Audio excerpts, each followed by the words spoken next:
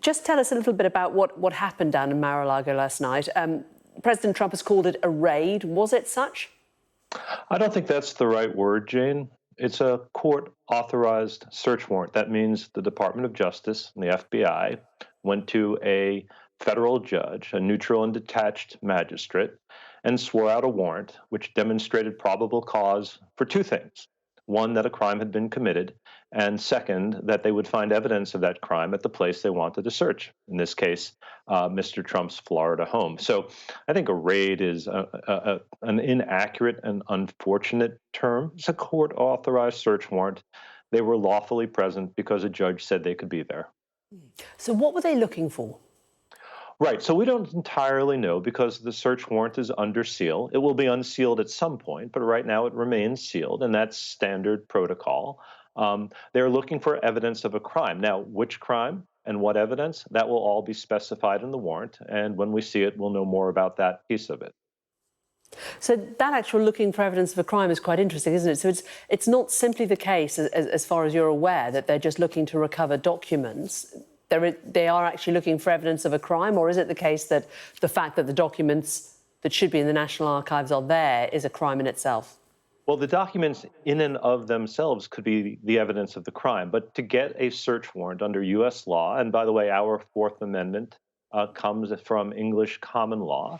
I mean, the antecedents were the objections of the colonists to English authorities using what were called general writs of assistance to do searches at any home at any time. And so our Fourth Amendment narrowed that right. It's much like English common law now. You have to have a specific crime, and you have to tell the judge, who is in a different branch of our government.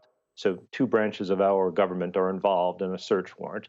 You have to tell the judge what it is you're looking for. That would be a violation of U.S. federal law. So it is rather specific. We just don't have the specifics yet, Jane. But we are assuming that it's documentation that relates to his time as president, and that documents, those should have been lodged in the National Archives. Why is it important? Why is there this precedent that these kind of notes or bits of paper that the president uses go to this special place? Well, two things. First, we have something called the Presidential Records Act, which requires presidents to turn over their official papers to our national archives.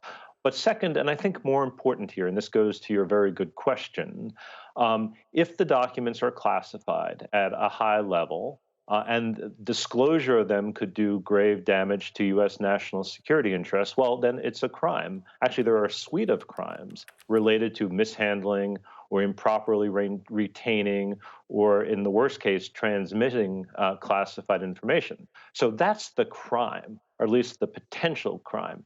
You can't mishandle, retain, transmit classified information.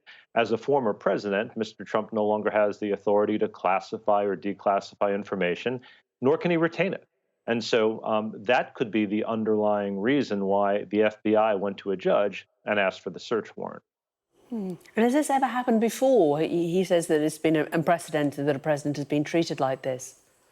Well, to my knowledge, unprecedented that the home of a former president would be searched, but very much precedent for the notion that if you break the law, regardless of who you are, then you suffer the consequences. Right now, the consequence is a search warrant. Again, authorized by a federal judge and lawfully executed. Whether or not he's charged, I have absolutely no idea, Jane. But there was a determination made by a federal judge that there was probable cause to believe a crime had been committed, and that you would find evidence at his home. So in that sense, this is what happens when people commit crimes. What is unprecedented is it happens to be a potential crime by a former president of the United States.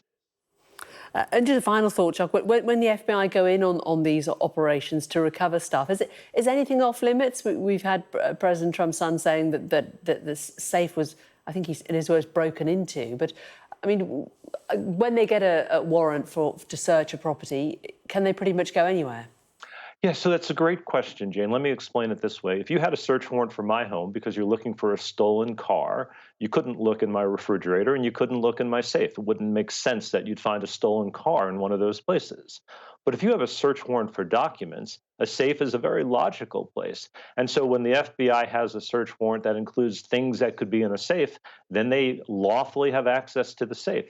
Ideally, the homeowner gives the combination to the safe and the FBI doesn't have to break into it.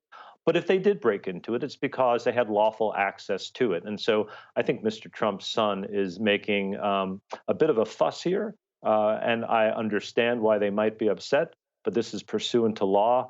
It was properly authorized, and it seems to me properly executed. Chuck Rosenberg, former US attorney and former senior FBI official, thank you very much. Thank you.